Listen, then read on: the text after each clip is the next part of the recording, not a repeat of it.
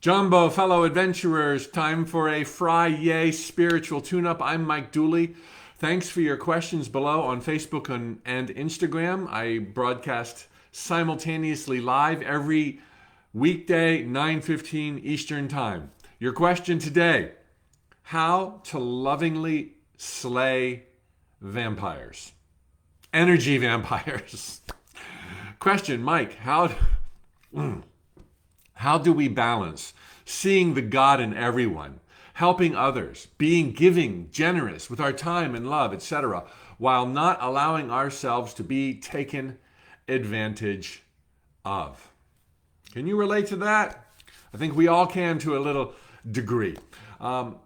Here's the thing. Don't be led by other people's needs.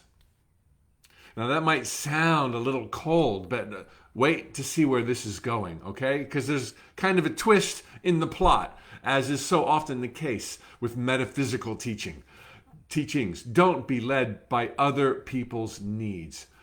Don't put the needs of other people before your own, as has been said in many religion like the one I was raised in.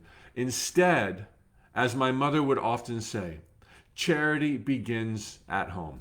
And that means your own love, your own happiness, your own peace of mind. You're not going to do much good in the world if you're putting the needs of others before your own. You're going to drown, you're going to disappear, you're going to revolt, you're going to blow up with anger like we talked about earlier in the week. So here's what you do. It might sound incredibly selfish because it is. And there's nothing wrong with being selfish unless you think your gains must come at the expense of others. That's old school view of selfishness. No, selfishness is taking care of business at home. And what I have seen in the world and found to be true in my life, and I've been down at the bottom of the barrel, and I've been soaring with the eagles.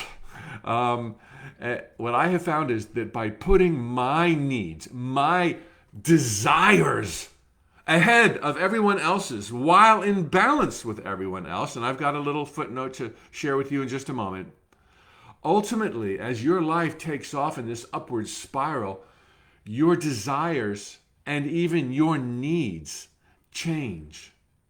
And actually, you are most satisfied by helping other people. But here, even, you are led by your own joy.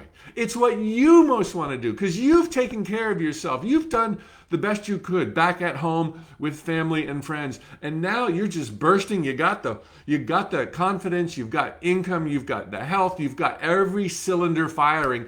The thing you most want when you get to that place, and you will so get there if you're not already there. The thing you will most want is to help other people get there too. Not just for them, but because it's so much fun to help other people get there. To plant seeds of hope and infinite possibilities in the hearts, minds, and souls of other people. I'm a tree aficionado. I have planted maybe at least 500, if not 1,000 trees in common areas, public areas, and in my own little tiny yards. And there is nothing cooler than going back, now at my age I can do this, 20, 30 years later, and seeing that beautiful tree that every passerby has to acknowledge, and knowing that you put the seed there. I don't need anybody to say thank you. I'm just like, oh my God, I got to do that? I got to make such a difference? Let me go look at that tree. Let me give it a hug. Let me look up in its branches. Let me see how many birds are nesting there. Oh my God. And if you can do that with people, and you can plant seeds of hope, love, infinite possibilities in their heart, when they were lost and confused, whether or not they thank you, whether or not they even know you did it, when you see them thriving one day, you're just like, oh my God, let me have another chance. Let me do some more. This is the best it could be. Now, you don't just get there by ignoring yourself. That's like, you will help no one. Okay? This is not a recipe for joy and laughter and happiness. Now, if you're totally lost in life, okay, hopefully you're not totally lost in life, you could begin by helping others. But don't do it as a martyr. Okay, you could do it as, this is how I'm being divinely inspired to act. This is because I don't know what the hell to do with my own life. Let me just go out there and be a good Samaritan, be an anonymous giver, be a known giver. You don't have to be secret about it. If you can be led that way, by seeing it as service to yourself, I call this selfish service, okay? I used to run the other way when people said, you should be of service. When are you giving back? Be of service. That to me meant be selfless because of the conditioning in the cult I was raised in under the name of, well, we won't go there. It was just a very mainstream religion.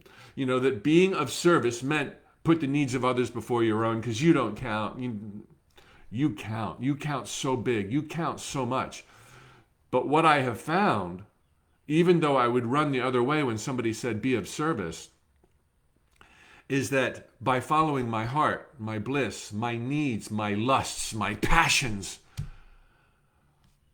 my desire ultimately became to serve.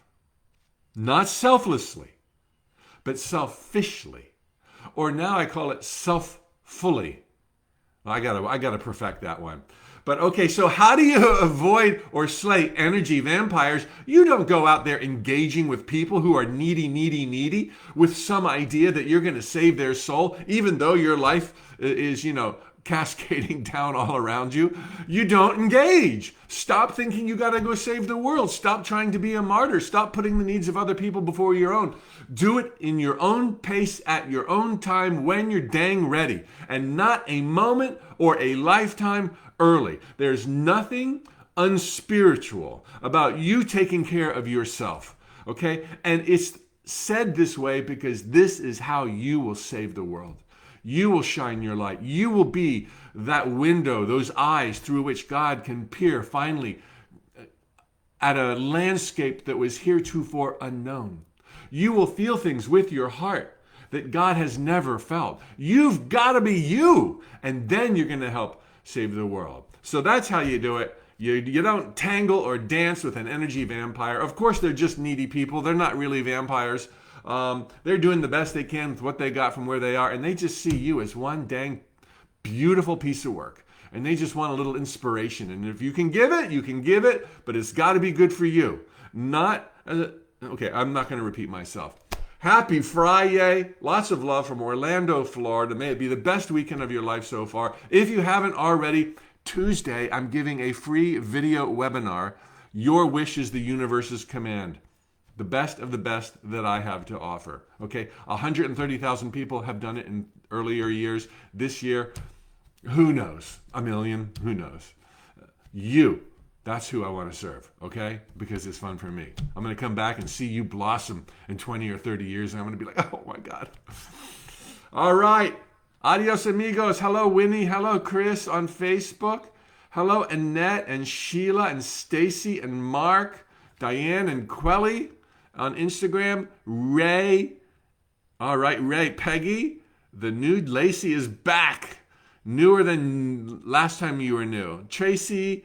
Unscripted Life is in the house. Lots of love to all of you. Snow White. Aquarian. Be good. See you Monday. Tally ho, amigos.